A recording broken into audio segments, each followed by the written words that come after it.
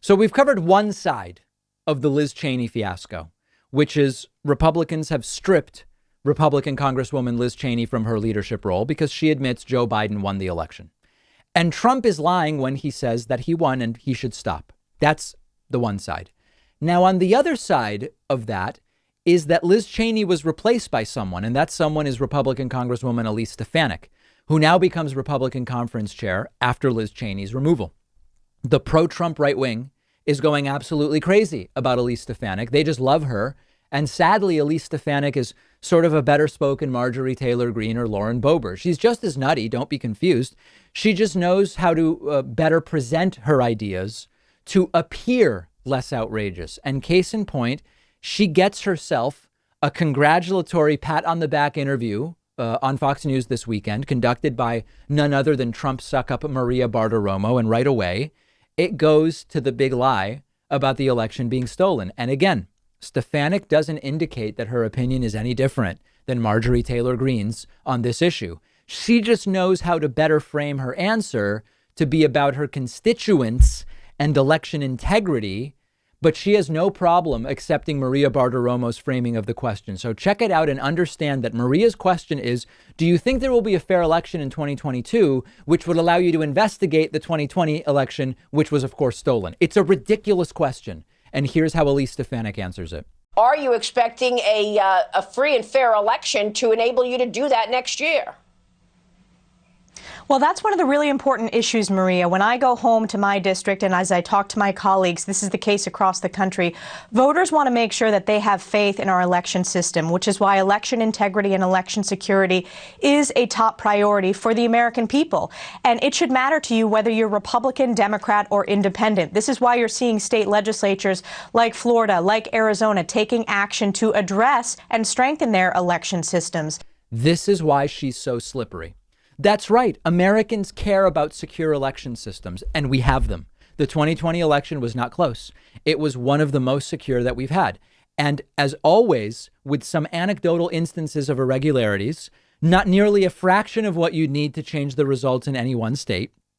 It doesn't matter, though, because that's not what Elise Stefanik will tell you. She'll tell you, since it matters to my constituents, it was also irregular. We need major action. What they mean by this is we didn't suppress enough of the vote in 2020.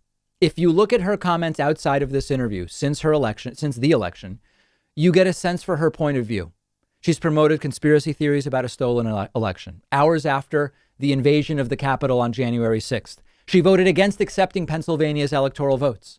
On January 12th, Harvard University announced they are removing Stefanik from its Institute of Politics because of her role in promoting these false claims.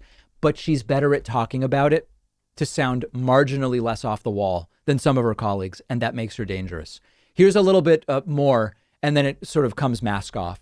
We need voter identification. We need chain of custody when it comes to the absentee mail-in ballots, signature verifications. And what the Democrats have put forward is a federal takeover to put them into power forever. The For the Politicians Act, H.R. 1, which would be taxpayer-funded campaigns. Completely off the rails. Sensible reforms are radical far left. It's absolutely a crazy authoritarian clampdown on voting, which they want. Republicans are talking about election integrity, but that's not really what they want here. She's horrifying. And then just for a little more flavor, the interview ends with Elise Stefanik talking about how great Donald Trump is. It's almost like a rite of passage on Maria Bartiromo's show. Yeah, real quick, Congressman, before you go, President Trump supported you to get the third highest rank in the GOP. How important is he to the party right now? He's critical to the party. He is the leader of the Republican Party. Voters determine the leader of the Republican Party, and they continue to look to President Trump for his vision. And he's going to be an important part of us winning back the House in 2022. All right, we will leave it there. Congrats again, Congresswoman. We hope you'll come back. We will be watching the developments. Thank you so much. So there it is, pledging full and total loyalty to Donald Trump. It's all his for the taking.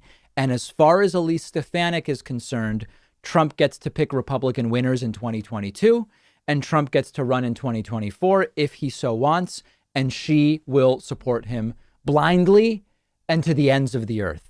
This is the Republican Party right now. Cheney out. That's what Liz Cheney was replaced by. And if this tells us anything about the next couple of years, it's that it doesn't seem the Republican Party is going to be freeing itself from the grip of Trump. Send me your thoughts if you disagree. You can find us on Instagram at David Pakman Show. Find me on Instagram at david.pakman.